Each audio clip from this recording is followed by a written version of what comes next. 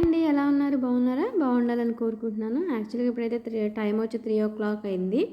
నేనైతే అమ్మ ఈరోజైతే యాత్ర నుంచి అయితే రిటర్న్ బ్యాక్ వస్తుందనమాట. ఆల్మోస్ట్ 15 డేస్ తర్వాత.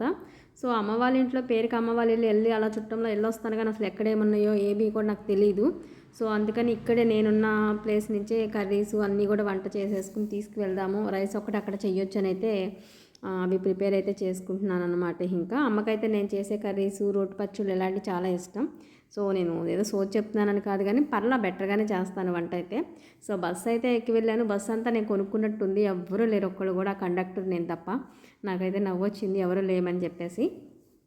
సో, ఇంకా మా విలేజ్ అయితే మీకు చూపిస్తాను. బస్ స్టాండ్ దగ్గర నుంచి వెళ్ళే వే అయితే సో సెంటర్ వైపు అయితే వెళ్తుందనమాట. యాక్చువల్గా నేను ఈరోజు చెప్పేది ఏంటి అంటే, చాలామంది ఎట్లా ఉంటుందంటే యూట్యూబ్ కంటెంట్ చేసేటప్పుడు ఓకే ఏంటంటే జస్ట్ మనుషులకి కనెక్ట్ అయ్యేలాగా కొన్ని కొన్ని అయితే తీసుకుని మనం చేస్తుంటాం టాపిక్స్.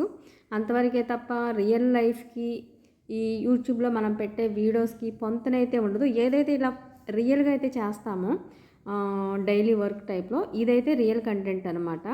బట్ సాంగ్స్ యాడ్ చేసే బిట్స్ కానీ అలాంటివన్నీ కూడా జనరల్గా మనకు వ్యూస్ పెరగటం కోసమో, వాచ్ అవర్ పెరగటం కోసమో, సబ్స్క్రైబర్స్ పెరగడం కోసమో చేస్తాం తప్ప మనం ఏదో ఏడుస్తూ సాంగ్ చేస్తే మనం ఏడుపులో ఉన్నట్టు కాదు, నవ్వుతూ సాంగ్ చేస్తే నవ్వుతూ ఉన్నట్టు కాదు, గంతులేస్తూ సాంగ్ చేస్తే ఆ సాంగ్ పెడితే గంతులేస్తున్నట్టు కాదు. అసలు పర్సనల్కి ప్రొఫెషనల్కి ఎవరు కూడా ఎక్కడ లింక్ పెట్టకూడదు. నెక్స్ట్ నేనైతే ప్లేస్కి అయితే రీచ్ అయిపోయాను.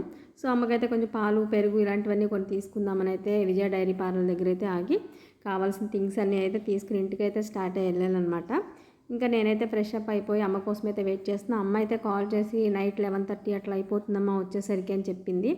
సరే అయితే వెయిట్ చేస్తూ ఉన్నా. పక్కన అందరూ అయితే వచ్చి మాట్లాడుతూ అయితే ఉన్నారనమాట. ఇంట్లో రెంట్కున్న వాళ్ళైతే బయట వాకిళ్ళే కడుక్కుంటూ చాలా హడావుడి చేసుకుంటూ పనులు చేసుకుంటున్నారు పాపం చలిలోనే.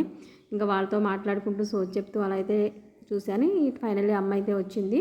సో, అమ్మ కాళ్ళని అయితే కడిగేసి నేనైతే కాళ్ళకు దండం పెట్టుకున్నాను. సో, ఇంకా అమ్మ అక్కడి నుంచి తెచ్చినవి అయితే ఒక్కోటి చూపిస్తుంది అనమాట. బాలరాముని అది. Please watch it. Thank you.